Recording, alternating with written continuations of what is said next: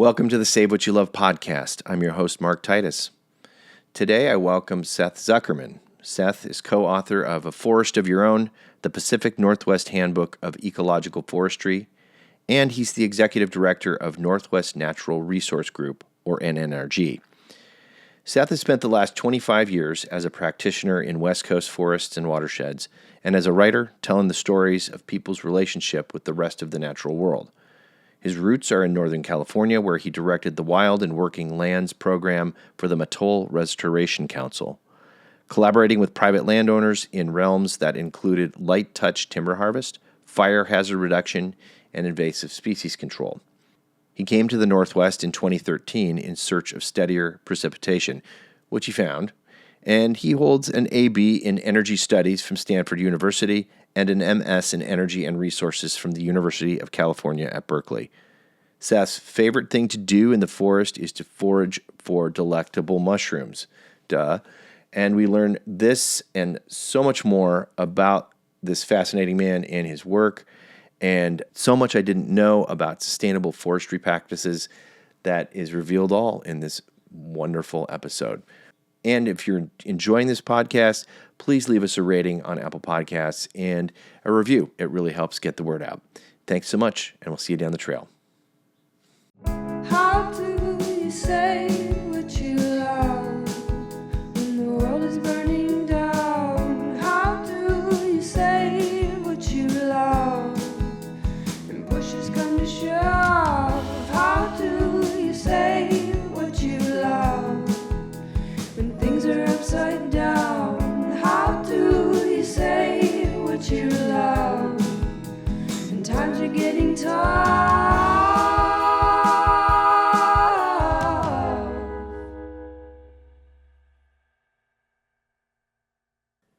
Seth Zuckerman, welcome. Where are you coming to us from today?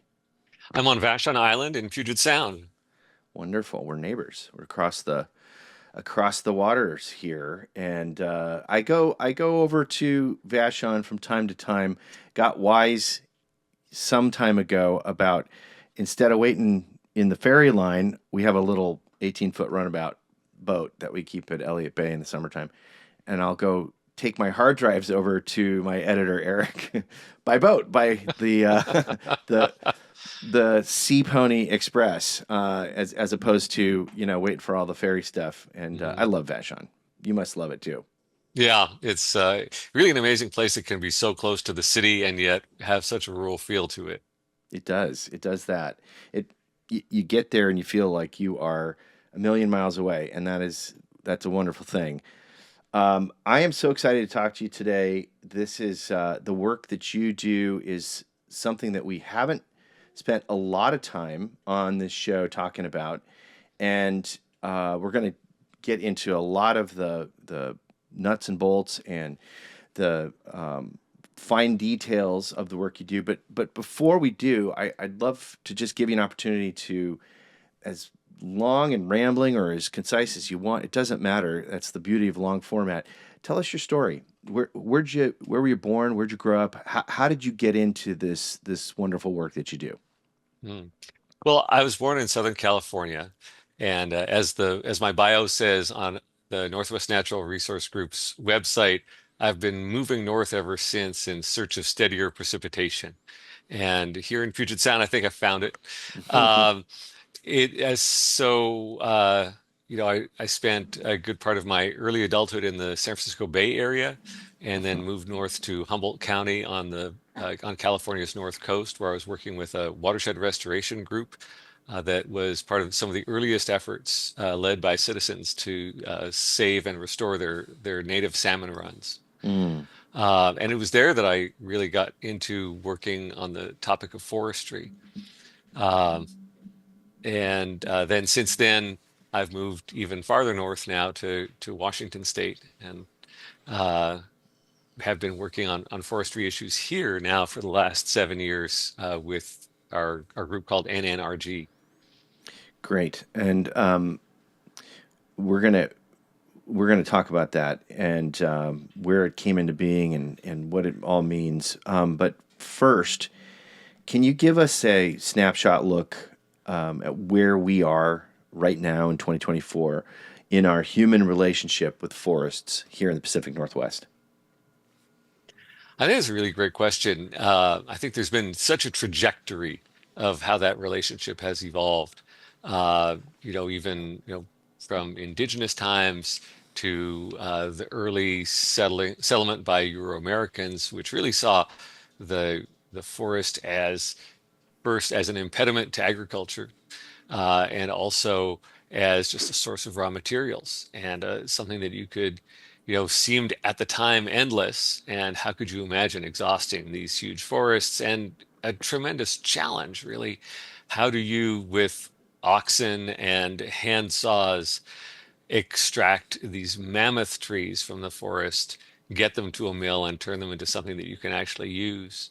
And you have to, although we have a different set of values today, you have to come to that and to an assessment of them with a great deal of respect for what they were able to accomplish with the means at their disposal. But over time, we got better, perhaps too good, at extracting the old growth forests or the old growth timber from the forest, uh, to where we started to see some negative consequences to that. And over time, those came to predominate in societal considerations, right? So first it was, I'd say, even, people think of the spotted owl, but even before that, I think a lot of the early collateral damage that you saw was to water quality. Mm. And early attempts to get trees out of the forest or timber out of the forest involved splash dams. So they would dam up a canyon, get the somehow roll or tumble the logs into the creek, and then back up the water, and then open the sluice gates or even dynamite the dam. So that whole flush of water would wash the logs downstream to where the mill was located. And you can only do that so many times before the the stream banks are denuded of vegetation and they're not very hospitable to salmon or anything else. Um, so, but even after the era of the splash dam, building roads was something that people didn't have a great understanding of its impacts. And so those early roads led to a great muddying of the waters and silt and sediment in the streams, which meant that there would be more flooding, and of course that again the water was unsuitable for salmon habitat. So we started to see these implications and these consequences develop over time. And then um, through the Endangered Species Act, and as through aerial photo interpretation and satellite photos, it became evident that there was a lot less old growth left than people had thought. And so what had seemed infinite was now finite and diminishing uh, rapidly to the point of extinction. Uh, they there arose a movement to just put the brakes on. And I Hmm. think, that, and you can date that back to say the 80s, Mm. the 1980s. And I think that sort of displaced the whole idea of, well, what should our relationship to the forest be? It was a counter reaction, right? A swing of the Hmm. pendulum back to say, hey, we have not done right by the forest, and we Right. should just take a hands-off approach. Um, and I think over time, then, and through as it's been metabolized and digested through the political process, that led to the Northwest Forest Plan, which set aside most of the remaining old growth forests on public land as habitat for the spotted owl, which was used as a lever Hmm. to to halt old growth logging on public lands. Um, and then that has led, that has really set the tone for the last 30 years of how forests have been managed in the Pacific Northwest. At the same time, there's another development that's happened in parallel on private lands where most of the land owned by the timber industry used to be owned by vertically integrated companies that own everything, sometimes all the way from the forest to the lumber yard, Mm. right? And so they had, although they certainly were, don't get me wrong, they were working towards a profit motive, but they had the incentive to manage those forests for some kind of long-term return, Hmm. to make sure that there was timber for their mills, and they had a longer-term attachment to the areas where they operated. Then part of what happened is they became multinationals. But the second part of what happened is that the tax laws changed, and it became more advantageous to sell their timberlands to investment companies. And so now the vast majority of industrial timberlands in the Pacific Northwest are owned by what are called REITs, real estate investment trusts. And so it's part of the portfolio of a pension fund or an insurance company. Um, and as a result, then they're just looking at it purely from the standpoint of the bottom line, and Hmm. purely to meet some sort of hurdle rate of what's the minimum rate of return that they hope to realize for their investors and shareholders. So that's changed um, the way forests are managed, and reduce the length of time that on these private timberlands that forests are grown for. They're grown now for 35 or 40 years till the first time they can be cut to Mm. realize a profit. Mm. And I'd say within the last 10 years, though, things have started to swing. The pendulum has started to swing back, and we've come to realize that entirely that on public lands, taking people entirely out of the equation is a bad idea. That Hmm. on a lot of the forest land, with the exception perhaps of the last few roadless areas, there's um, there's room for human stewardship of these lands. That then and they have been stewarded with care since the first peoples arrived here. I think. And the forest is now missing that Mm. careful, thoughtful connection. And just saying people get out is not a sufficient answer to the question of how should we manage our forests. I hear this through my friend Oak Rankin with Glacier Peak Institute up in Darrington frequently, and this leads us beautifully into your work and NNRG. And can you tell us what is NRG? What does that stand for, and how did it come into being? Mhm. Um, well, Northwest Natural Resource Group, and I apologize that our acronym is not very pronounceable, but it predates my involvement with the organization. We were founded actually as the Olympic Peninsula Foundation in Port Townsend, as during the time of the Northwest Forest Plan to develop uh, a Jobs in the Woods program Hmm. for loggers who were displaced by the end of the cessation of logging that was caused by the spotted owl listing. But after a few years, the the original impetus for that had kind of run its course among the people who had founded the organization, and there were a couple new people there who thought, we should really start talking about how forests ought to be managed. And so, with the permission of the founders, they took it over and renamed it Northwest Natural Resource Group. Um, and I think that name, or that phrase, natural resource, was meant as a nod to this idea that, we may have concerns about the environment, but we still recognize that forests are a resource Hmm. that provides important raw materials in our society more beneficially than if we were mining for steel, or turning limestone into cement and building buildings out of concrete, with all the climate implications that has, because so much carbon dioxide is generated and released into the atmosphere through the production of cement. Hmm. So that was the original inspiration, and they set about, through the mechanism of what was then the new idea of forest certification to identify forests that were being managed in a way that met those stewardship standards and certifying them through the Forest Stewardship Council. Those were our roots back in the late 1990s.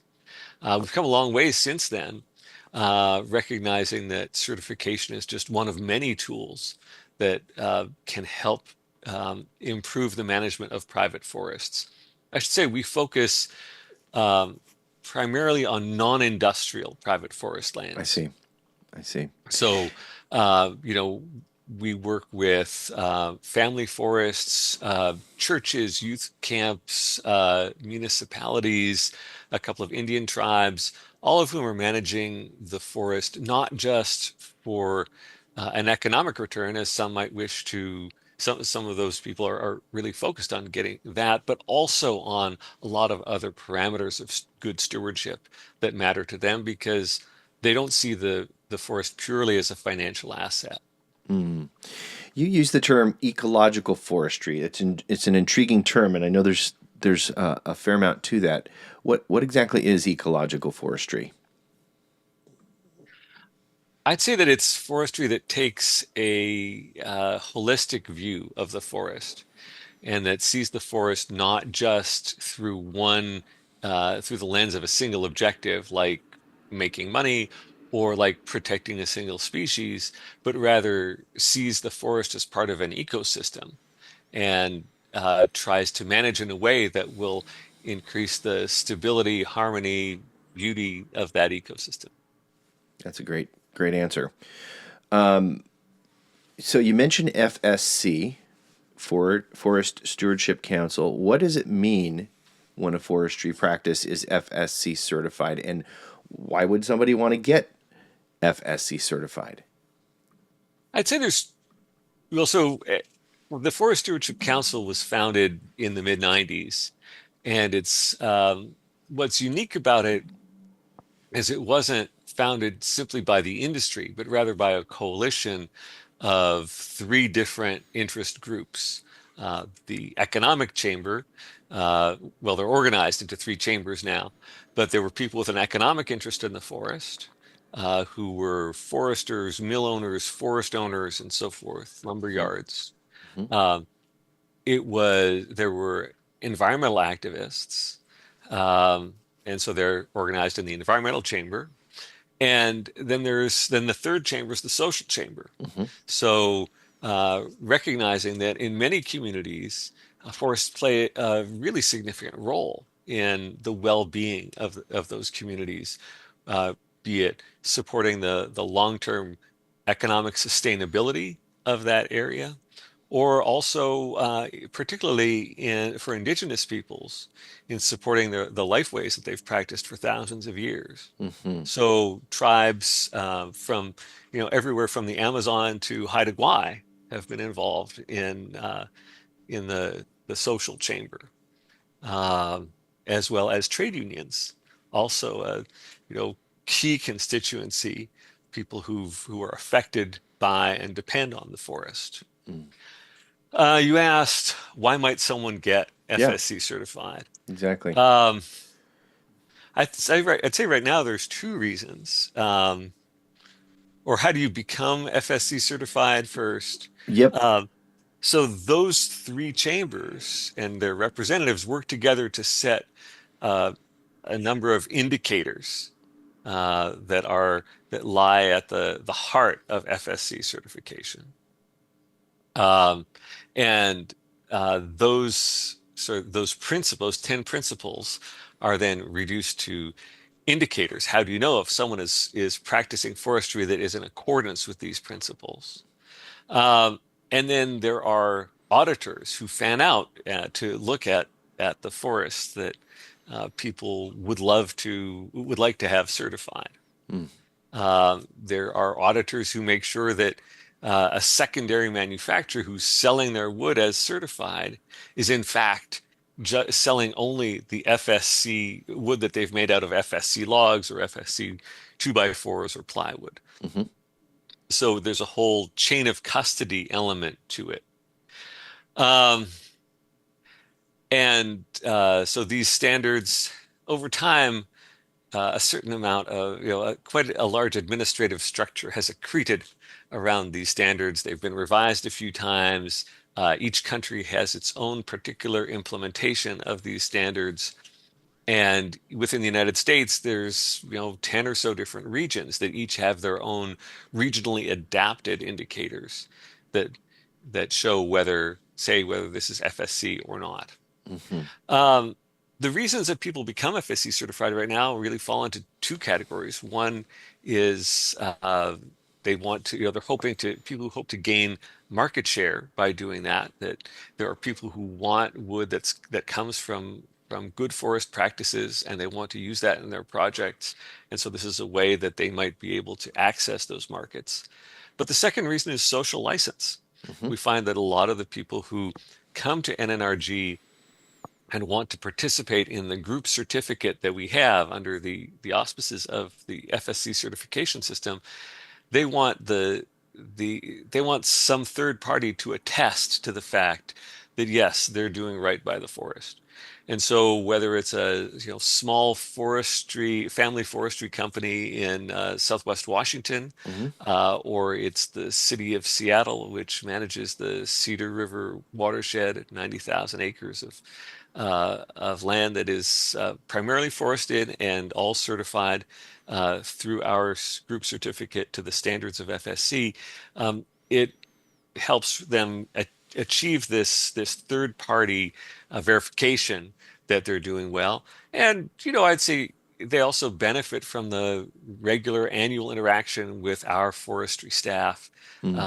that might bring them new perspectives that they might consider helpful as they chart the management of their land into the future.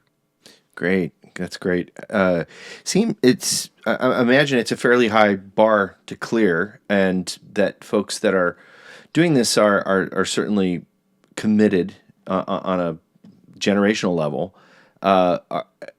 What you mentioned a little bit, sort of the archetypes of folks that are involved in getting FSC certified. Can you give me a little bit further on that? You know, certainly don't need to name individual clients, but like the type of folks that are primarily getting FSC certified, and is everybody that's working with you in that bucket? Are everybody getting FSC certified, or does it kind of run the gamut?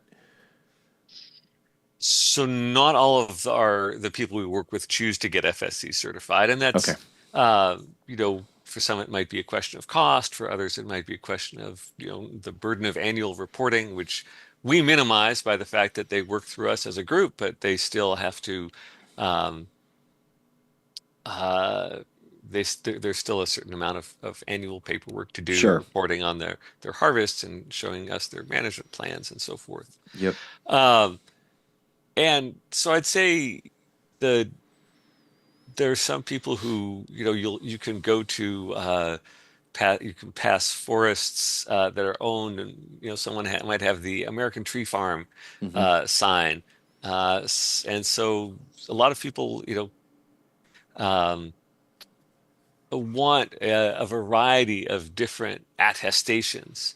So it's not uncommon for people who are in our system to also be certified through the American Tree Farm system, which is run by a forest foundation, um, and has is more focused just on the sustainability of timber harvest. Hmm. Um, because of its international roots, the FSC's certification standards include a lot of provisions about the fair treatment of labor, respect for indigenous rights, uh, questions about how you use herbicides and which herbicides you do and do not use Mm. in controlling the vegetation, competing vegetation on your land, that sort of thing. Hmm. Um, I think, as with any system, uh, FSC is not a perfect system, Sure. right?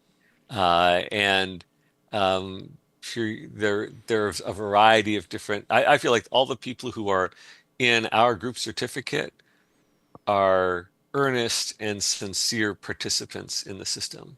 Hmm. Um, but you always run the risk when there's a profit motive and when it can gain you market share, that the system, may not everything may be the highest and best expression of the 10 principles of sustainability that FSC adopted and is founded upon.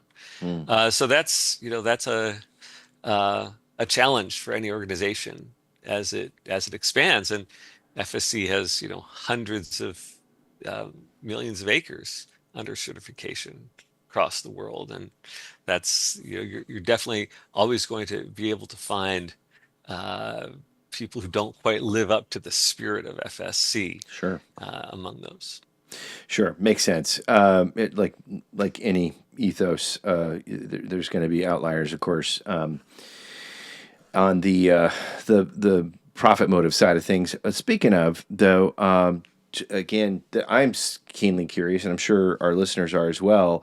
On the other side, on the output side of this, where would people find FSC certified lumber, timber, and what kind of generally, I know this varies all the time probably, but what kind of extra cost is associated with making that decision to purchase ethically from FSC suppliers? Just a general ballpark, like give us the sense of the marketplace.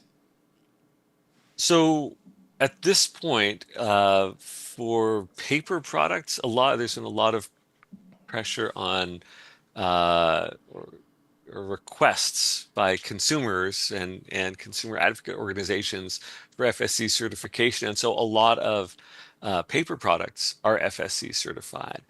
When it comes to solid wood, it can be a little bit trickier to find that. There are specialized suppliers like Sustainable Northwest Wood in Portland, which they specializes in sourcing that kind of wood from people. Um, and there can be a price premium, I don't know, 10% maybe, 20%. It varies from product to product. In some cases, there might not be any price premium. I know in California, there's some kinds of lumber, maybe redwood in Home Depot is only FSC certified. Yeah. So in effect, there's no price premium at all. Mhm. Um, I would say too that people who are interested in sort of drilling down into this, FSC maintains a database. If you go to the FSC US website, you can find a wood sourcing tool that where if you put in the kind of wood that you're looking for, the kind of product, be it plywood or two by fours, tropical or domestic, and your location, and whether you're just a retailer, sorry, whether you're a retail customer, a lumber yard, or an architectural or construction professional who might be ordering, truckloads, um, it will list off the suppliers who would be able to serve you with that product, FSC certified. Got it. Well, this is so helpful and it's very very interesting to me, and I'm sure it is to our listeners. And you have a book, a very beautiful and helpful book, and it's called A Forest of Your Own. And how and why did that book come into being?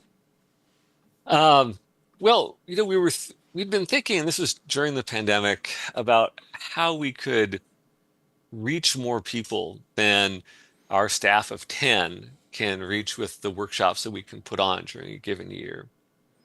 And we just woke up one day with the inspiration that that a book could maybe carry this idea to a wider array of people, Hmm. and people we could encounter through the medium of bookstores, talks, Amazon, podcasts. Um, we're inspired by an organic gardening book from, I don't know, the 70s or 80s, How to Grow More Vegetables, which was written by John Jevons, and it was one of the early Bibles of organic gardening. And it really told people both the why to and the how to Hmm. of uh, of organic gardening, and inspired people to not just first to think, wow, that would be a really cool thing to do. And second, oh, I actually really could do that.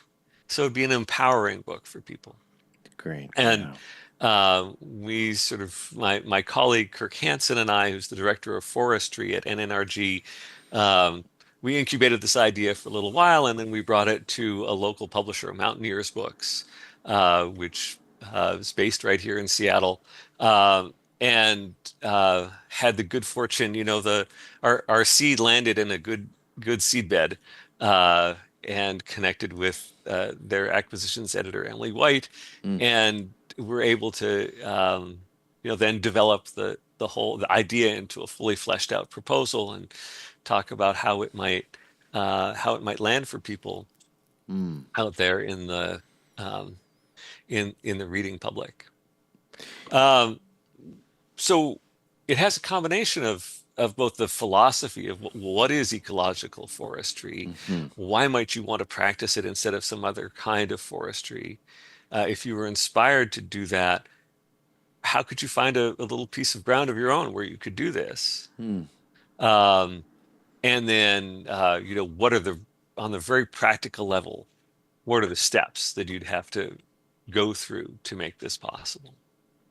Um, so we hope that it'll be a resource for people to inspire them to go off and try this at home or in their own backyards and backwoods.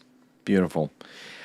As you're speaking, I'm visualizing folks who are current landowners and current forestry purveyors, and then I'm thinking about those people that are dreaming of that, like you mentioned. Do you have ideas, or I should say, examples of folks that have been implementing these types of practices that you ascribe to, and feel like they are thriving because of this, both like as a family or as an organization or as a part of a bigger community? Mm. What have been some of the examples that you've seen over time that have allowed you to say, see, this is why we do this. This is why this works. hmm Well, there's a whole spectrum of people who connect with the forest in this way. Hmm. We profile one couple in the book who were living outside of Salt Lake City, and were looking for a place to land and put down roots and get, live more rurally. And and they uh, you know got in their van and toured around the West and wound up in the Port Angeles area on the Olympic Peninsula Mm-hmm. and bought themselves 5 acres of forest land. And that was that was just and now they've started to establish a little homestead there, and develop the land with a little, first uh, kind of a mobile home, and then they have plans to build something a little bit more permanent. But in the meantime, they've gotten their water and their solar panels and so on, and they are now taking classes in woodworking at Mm. nearby Port Townsend, looking to create products from the forest on their own land. So that's kind of at the very smallest scale where people would in effect make some of their livelihood um, uh, off of the 5 acres that they live on. Um, then I would say there's also people who've come into land that was left to them by their parents, Mm-hmm. or that's been in the family for a bit. They're trying to find their way, maybe chart a slightly different direction than the previous generation, bringing to bear new perspectives on what they would want from the land. Um, we've worked with a homeowners association, Mm. which had an sort of an older, it's kind of a very standard forestry approach, and then their forester passed away. New people moved into the community. They said, "Why are we clear cutting these 15-acre strips every few years?" And they asked us to help them with a reevaluation of Mm-hmm. what are the other ways, other approaches we could take. in effect to help reconcile the uh, cut the just business as usual with the no cut schools of thought, which I think, if you think about it, that's kind of where Northwest Natural Resource Group and ecological forestry sits, Hmm. is in between those two schools of thought. That there's a room for human stewardship of the forest. It can yield products, um, but you don't put the extraction of products first. Hmm. Um, I like to say that the question that you want to ask isn't what can I take from the forest with this entry or with this set of activities, but rather what kind of forest will I leave behind when I'm done with this particular management action? And Excellent. if you flip it around that way, I think the forest will benefit in the long term, and then so will you, because you'll be stewarding an amazing forest, and there'll be enough there for you uh, to make use of, and that will support whatever human needs you have as well. That's Um, awesome. we're really lucky here in the Pacific Northwest Hmm. because the forests are so rich and productive. Really, well, just about unparalleled anywhere in the world. It's sometimes something that we forget, and it's right in front of our. It's right there. It's right here and wide open. We get to see it. We get to take part in it.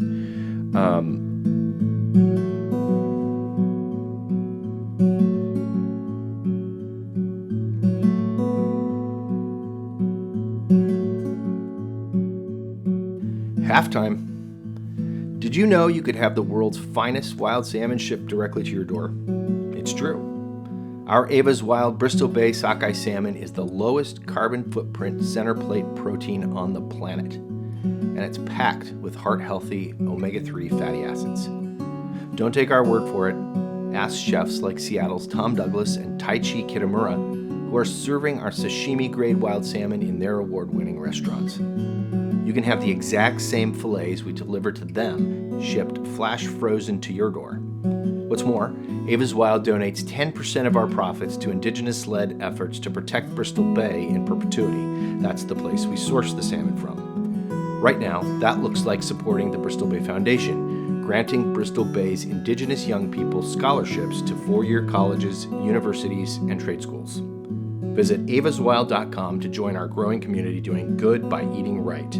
That's save, spelled backwards, wild.com, and eat wild to save wild. Now, back to the show. What what are some of the more surprising things landowners learn when they consult with you about what to do with their land and how to do it? What have you observed over time? Well, I'll speak to something that was really surprising to me in the course of researching this book. And my co-author Kirk and I, we each wrote different chapters, and I wrote the chapter on wildfire. And to me, it had to recapitulate some of what I had learned or I had to unlearn when I moved here from California. Because in California, um, there's a long dry season. Um, the ability of a forest fire to spread depends a lot on the availability of fuel. Mm-hmm.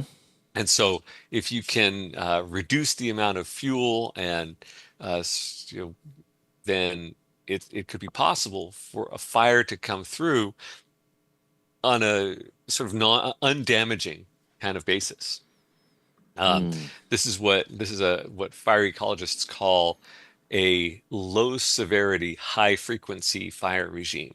Mm. So the fire can happen often, but if conditions are right, it will burn with low severity, Got it. right? And this is true not just in California, it's true in Southwest Oregon, it's true in Eastern Washington, anywhere where um, the fire is fuel can be fuel limited, right? Mm-hmm. Uh, out here in Western Washington, we're in the opposite situation. I mean, you couldn't try to reduce the amount of fuel because it would just grow back so fast. It would be a fool's errand to try to reduce the amount of biomass because between the branches that the trees are dropping and the salal and salmonberry that's growing up, there'd be no shortage of fuel for fire. Instead, what's in limited supply is the conditions when a forest fire can ignite. Hmm. And so understanding and so out here in Western Washington, we live in a high intensity, low frequency fire regime, the opposite Yes. of these drier areas. And so it is natural in say on the western slopes of the Cascades for big fires to come through and for them to burn, tens, even hundreds of thousands of acres. Mm. But that doesn't happen very often.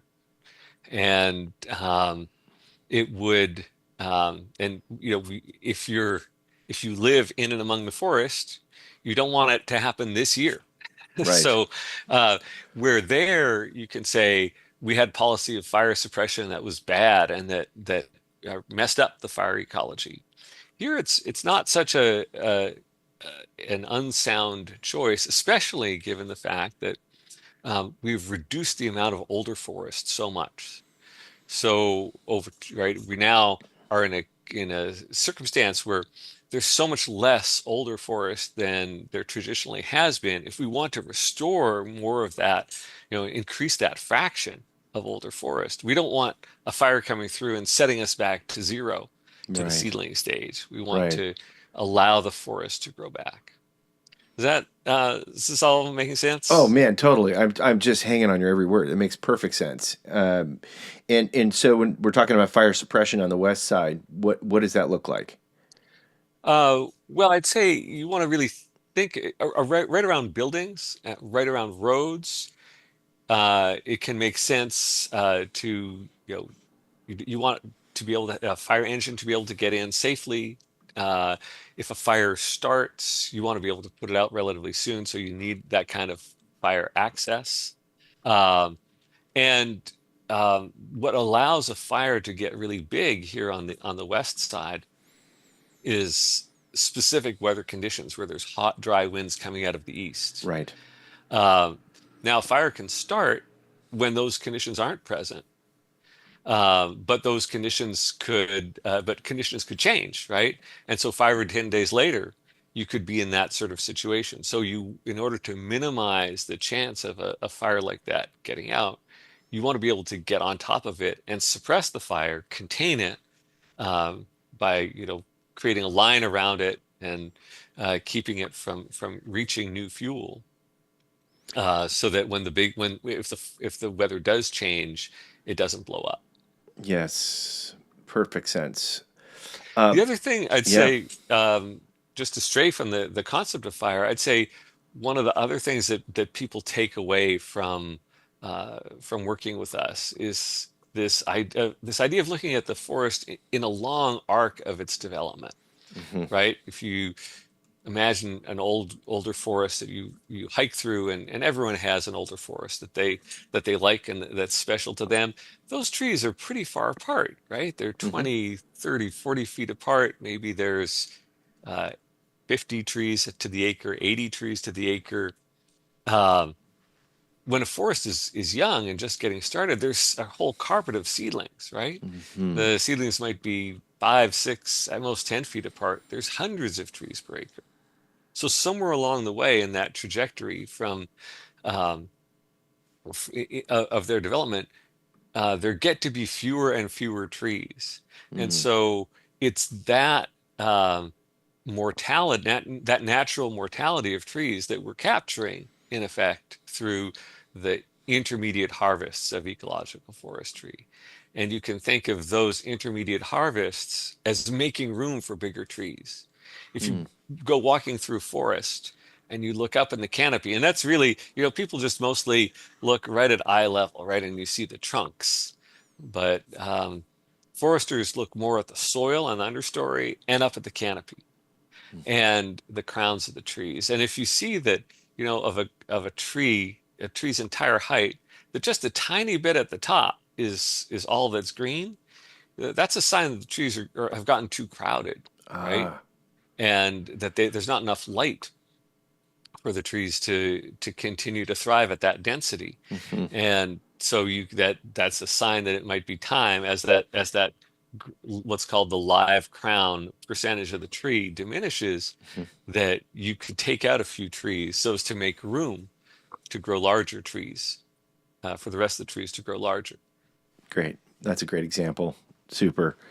Um, I'm curious, what what is your approach at NNRG to working with the original stewards of this land, with the indigenous folks who have been here since time immemorial?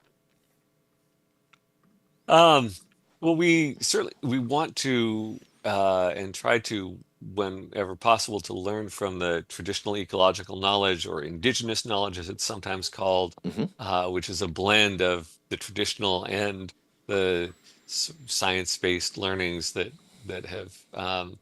people have derived. Um, we have the honor of working with one tribe at the south end of Hood Canal, the Skokomish tribe, as their forest managers, and helping them realize their objectives on the 2,000 or slightly over 2,000 acres of forest land that they have. Um, and we definitely have a lot of, and have had conversations with other indigenous forest owners. We work with the Nisqually Community Forest, Hmm. which right now is that's on the west side of Mount Rainier, um, and that's a collaboration between the Nisqually Indian tribe and the Nisqually Land Trust, Mm. a nonprofit organization. And between them, they own about 5,000 acres of land that they've bought from industrial forest owners, and which they are in the process of restoring. Um, and so there too, we're working with them and trying to realize their objectives. Um, That's great. yeah. That's fantastic, and it feels like a trend. That is a positive trend.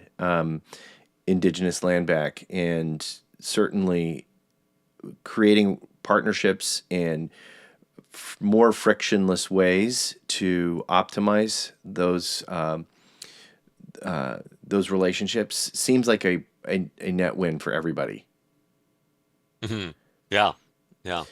Um, I think that, being place-based Hmm. is a great place to start approaching ecological forestry for anyone. And there are no entities that are more place-based than Exactly. the indigenous peoples of this Exactly. area.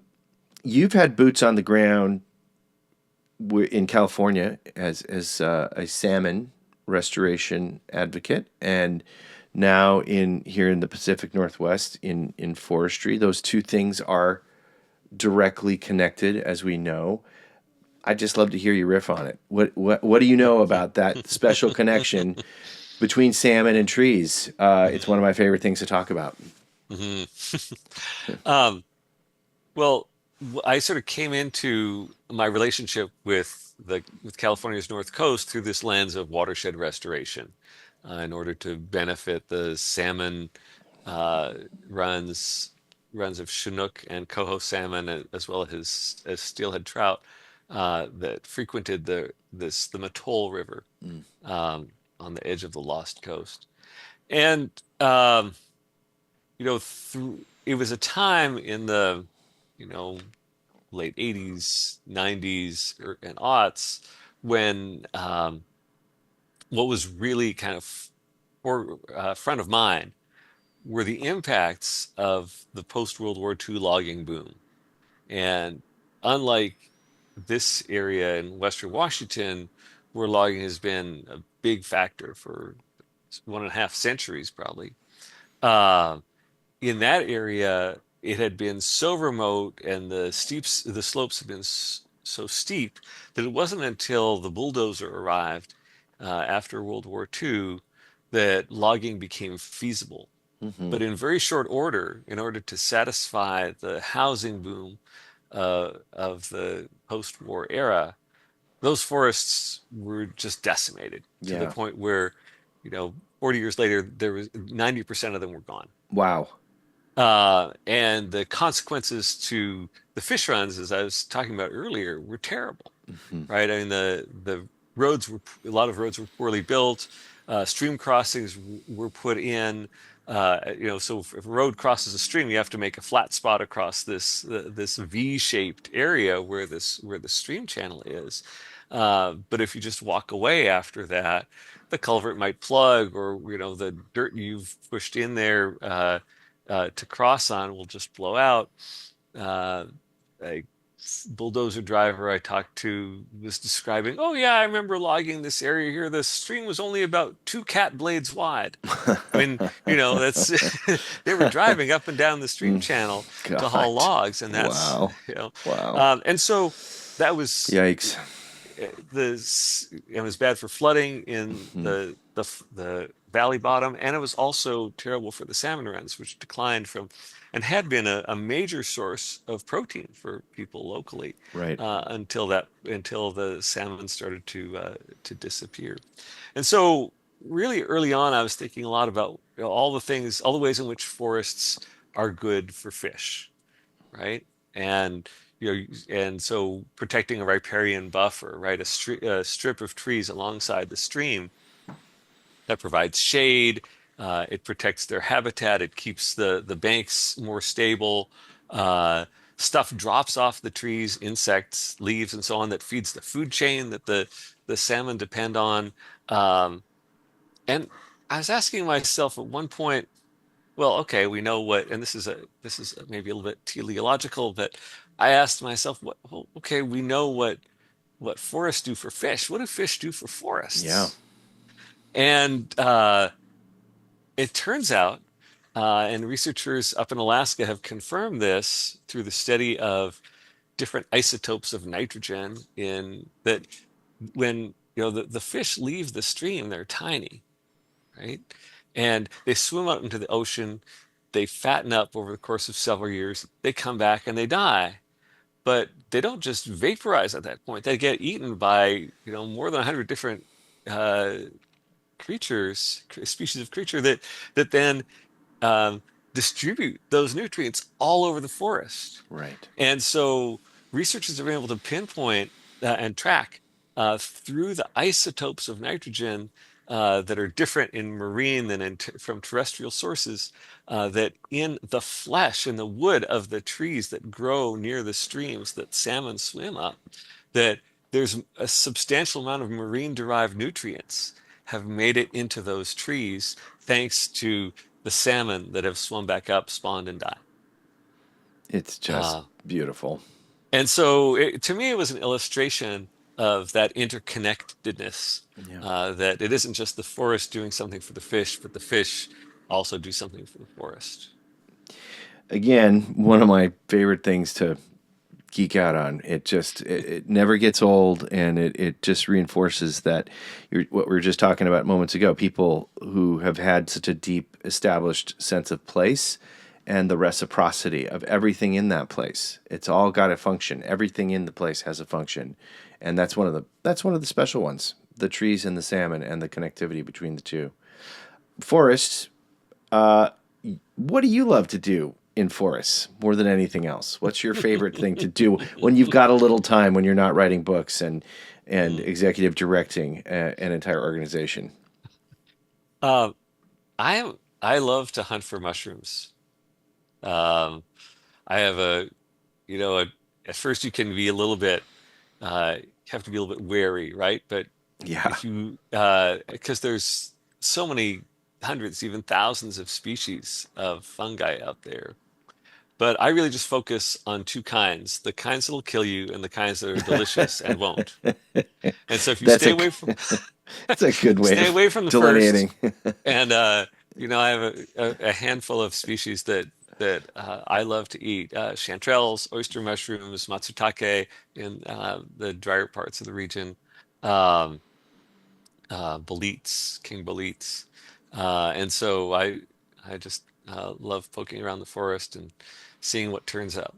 Man, what one of these years, I'm just so behind on the curve, and I know it's just rare and cherished information that you don't get from people on their favorite haunts for finding those things. But it's just, I know several friends who are just obsessed with it, and I can't wait to join your ranks here one of these autumns.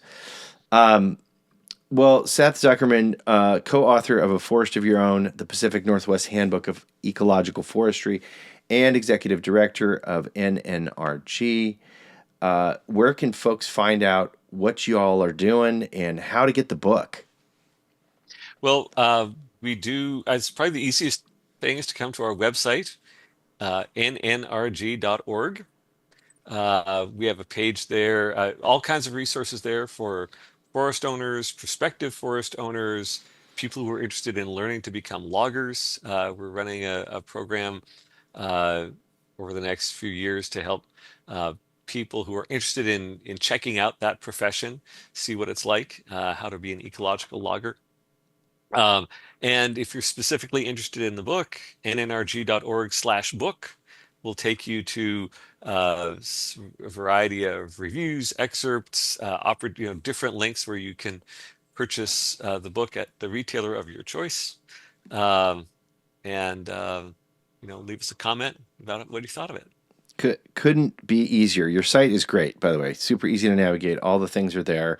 And before we part ways today, nobody escapes without the bonus round. And the bonus round here it's a very simple thought exercise on, kind of the current state of being that we're in with climate change.